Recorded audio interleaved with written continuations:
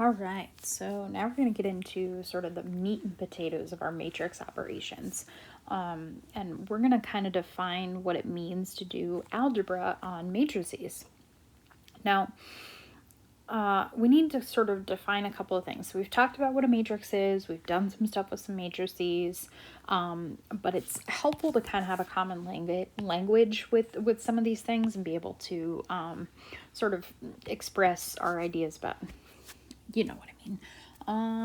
So let's sort of backtrack and reassess our idea of matrices real fast.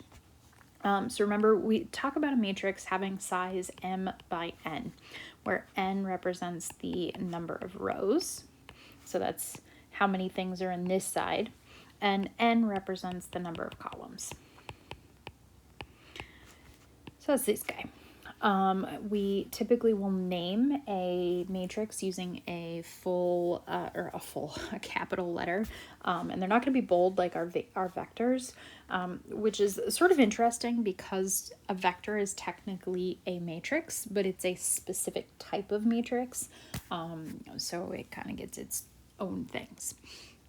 If we're being really nitpicky here in terms of, I'm not nitpicky, but a fun fact, the number of entries is equal to m times n. So so if you have a 2 by 2 matrix, you have 4 entries. So the entries are these positions, right? All those little spots in our matrix are called the entries, or you can call them the positions. They sort of have a couple of different names. So our diagonal entries, those are the ones that are all on this diagonal, right? And so we've been doing row operations, and one of the things that we've been trying to do is get things like ones all on our diagonal, right? So often what we'll do is we'll call these elements, or we'll call these entries a sub 1 1, a sub 2 2, a sub 1 3, and that sort of tells us. So this position here, just like we talk about rows and columns first, A11, or it tells us which row we're in and then which column we're in. So if I gave you, say, A7 4, that would mean that this is in row 7, column 4. And that way we could actually like find it. Now that's a huge matrix to have 7 rows and 4 columns, but that's sort of a way to position ourselves and talk about where these things actually live in our matrix.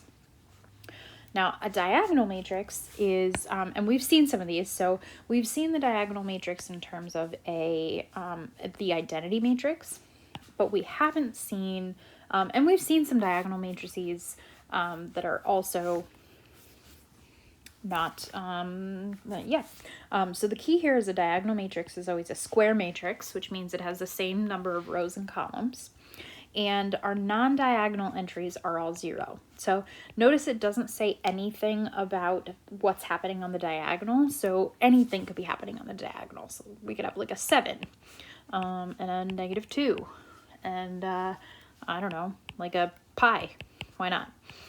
Just for fun. Who doesn't love a pie every once in a while? So that's a diagonal matrix. So again, we're just kind of throwing out definitions here because these are things that are going to come into play as we do more things with these matrices. Again, the 0 matrix, we've talked about the 0 vector at being a vector of all zeros. The 0 matrix, same idea. It's a matrix, contains all zeros. That's it. Now, I wanted to bring back up the identity matrix because the last time we talked about the identity matrix, we didn't talk about like the size of these things. The identity matrix, again, is always going to be square. And you'll notice one of the things that I didn't include the last time, I just called all of these I. But what we actually like to do is we'd like to put this little subscript here for the identity matrix, and that just sort of tells us what size it is. So I sub 2 is a 2 by 2 identity matrix. I sub 3 is a 3 by 3 identity matrix. I sub n is an n by n, and again, everything is 0 except for those diagonal entries. All right, so in terms of our matrix operations, it turns out our matrices don't always behave the same way as our traditional numbers or variables do in algebra. So sometimes they do really funky things. So the operations we're actually going to talk about, we're going to talk about addition, we're going to talk about scalar multiples, we're going to talk about multiplication, and we're going to talk about a transpose.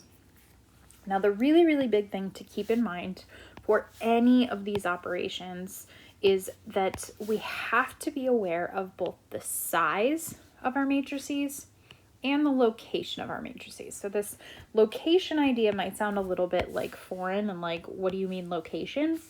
But hopefully that'll become clear as we talk about more of these operations. So let's start with talking about matrix addition and what this looks like. So matrix addition, just like vector addition, is pretty straightforward. If we're going to add two matrices together, all we're going to do is we're going to add together the things in the same position. Now, the important piece here is that in order to add two matrices, they have to have the exact same size. So if it's a square matrix, or if it's two by two, so this one is a 2 by 2, this one's a 2 by 2, we have no problems there. And to add these, all we're going to do is add the corresponding entries, which means these are in the first column, first row.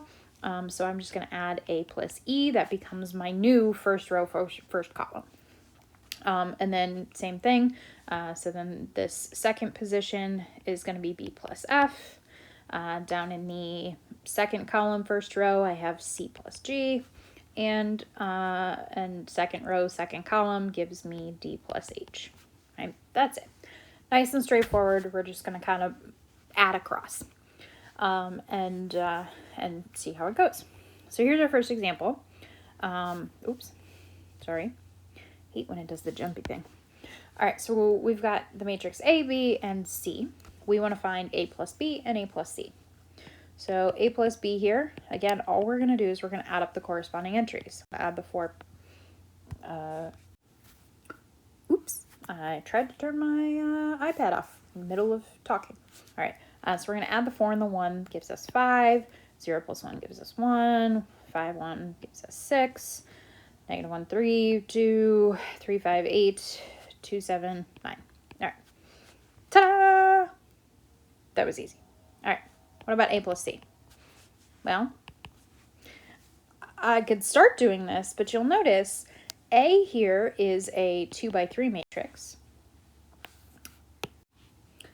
Did it again. Absolutely no idea how I keep doing that. Anyway, so A is a 2 by 3, B is a 2 by 3. Honestly, we don't even care about B at this moment. We've already done our due diligence with him. But C is a 2 by 2 matrix. Now, those, not the same numbers, right? 2 by 2 is definitely not the same size as a 2 by 3, so A plus C is actually undefined. So we can't actually do anything with it. That's the end of the story. We're moving on. Matrix addition works pretty straightforward. Hopefully that makes sense. A scalar multiple, there's this weird phenomenon that I've learned in life, that scalar multiples of matrices are something that is weirdly the most intuitive thing to do. I have watched kids who can't even figure out whether a bowl is above a picture or below a picture, figure out what a scalar multiple times a matrice is, and get the answer correct, and it just boggles my mind. Don't know. Anyway, story aside, a scalar multiple of a matrix just means take that number and multiply every single entry by that number. Ta-da! So if I want to take and find 2a, so 2a from this matrix above just means take each entry, multiply by 2. 8, 0, 10, negative 2, 6, 4. I had to think way too hard about that. Now, if we do a combination of scalar multiples and matrix addition, we can actually use this idea of using a scalar multiple to give us matrix subtraction. So matrix subtraction is just addition with that scalar. So if I did A minus B, that's really just A plus negative 1 times B. right? So there's my scalar multiple.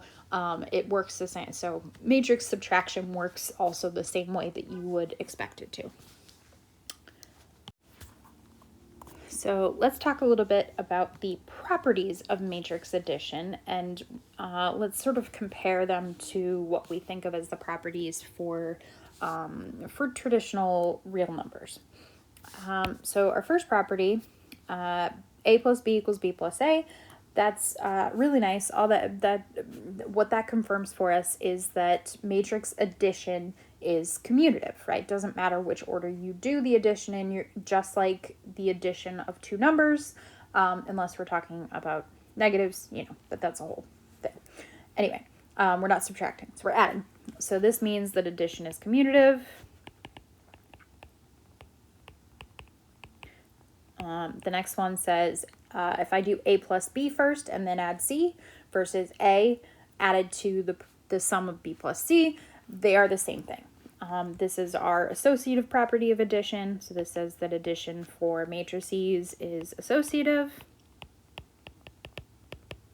So one trick that I always use to think about what associative versus commutative is the word commutative sounds a lot like the word commute. And when you commute somewhere, you go there and then you come back. Right? So I think about like driving to work and driving home. The order doesn't matter. I'm going to end up going the same place. I go the same distance. So same thing here. The order doesn't matter. Associative makes me think of the word associate.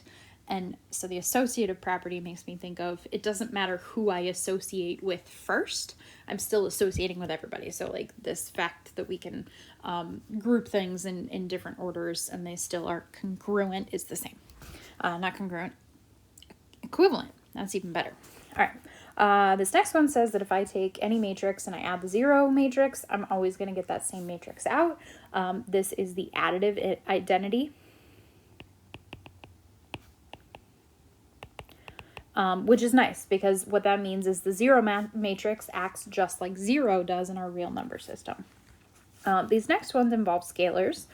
So 4, 5, and 6 are all about like scalar distribution, or that the order that we do scalar multiplication in doesn't really matter. So I can distribute a scalar. So this is scalar distribution. Oh, I lost some letters there. That's all right. And then same thing here, I can either distribute a scalar or I can distribute a matrix to a sum of scalars. Doesn't really matter. So those are all of our properties of matrix addition and scalars. So the next property we're going to end up talking about is matrix multiplication, but we're going to go on to a separate video for that.